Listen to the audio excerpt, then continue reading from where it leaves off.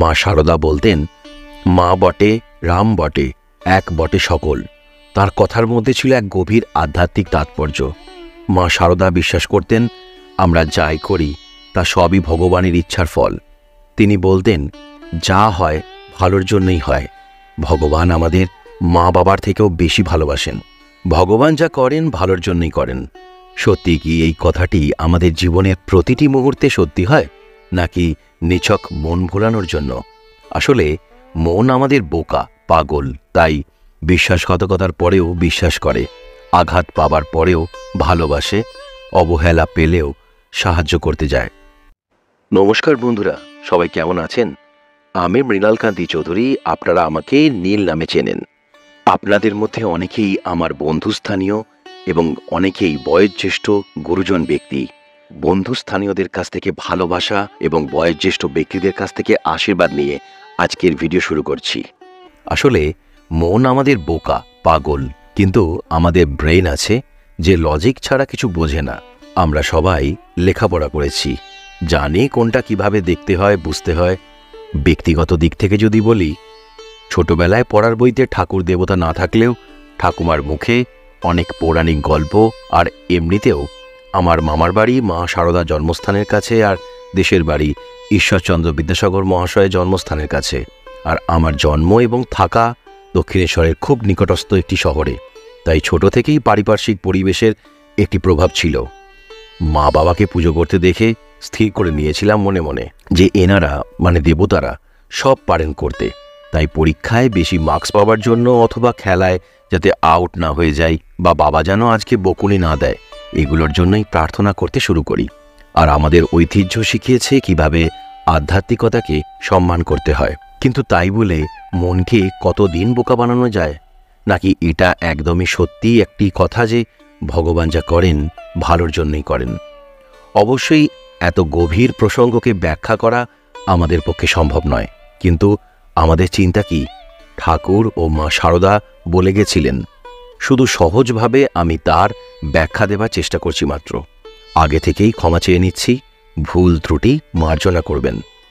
জীবনের প্রতিটি বাঁকেই আমরা শিখি বাঁচতে, ভালোবাসতে।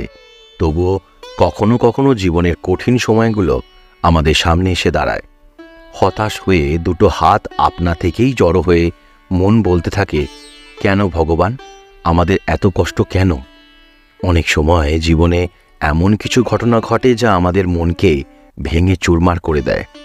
মনে পড়ছে আমার এক বন্ধুর কথা, যদিও তার প্রকৃত নামের পরিবর্তে অন্য নাম ব্যবহার করছি, পৃথ্বীশা। ক্লাস 5-এ পড়ি তখন আমরা। ওর বাবার খুব আদরে ছিল।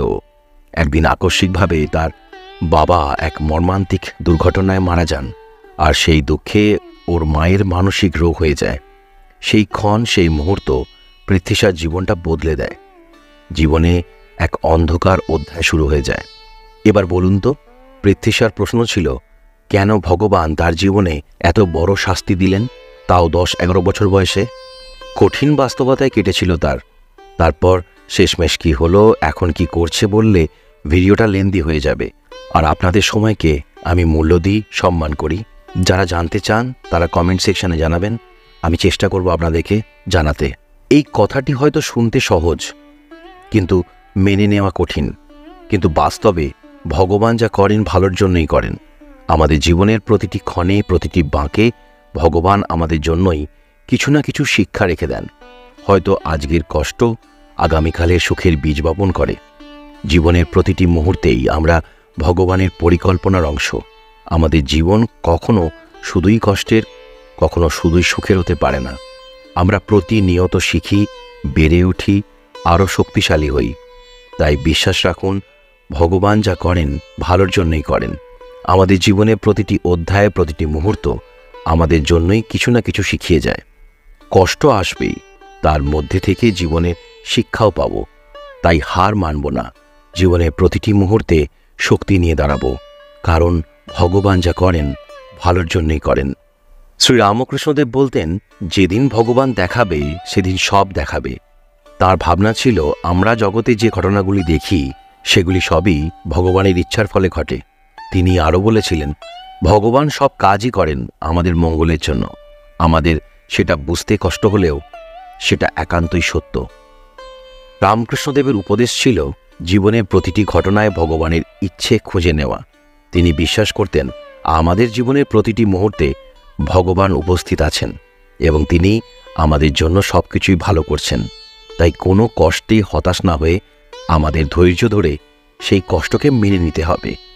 মা শারদা সবসময় ভক্তদের বোঝাতেন ভগবানের ইচ্ছাকে মেনে নিয়ে চলতে হবে। জীবনের প্রতিটি ঘটনায় ভগবানের মঙ্গলার্থ আছে। তিনি নিজে কষ্ট সহ্য করে জীবনের প্রতিটি মুহূর্তে ভগবানের ইচ্ছাকে মেনে নিয়ে এক অনন্য উদাহরণ স্থাপন করেছেন।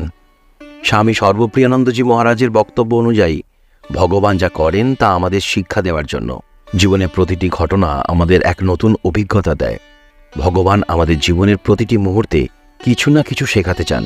সেই শিক্ষাই আমাদের জীবনের মূল মন্ত্র।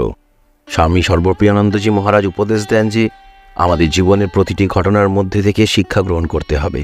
তিনি বলেন কষ্ট আসবেই, কিন্তু সেই কষ্টই আমাদের জীবনে প্রকৃত শিক্ষা দিয়ে যাবে। তাই ধৈর্য ধরে সেই কষ্টকে মেনে নিতে হবে এবং জীবনে প্রতিটি মুহূর্তে ভগবানের ইচ্ছা খুঁজে নিতে হবে।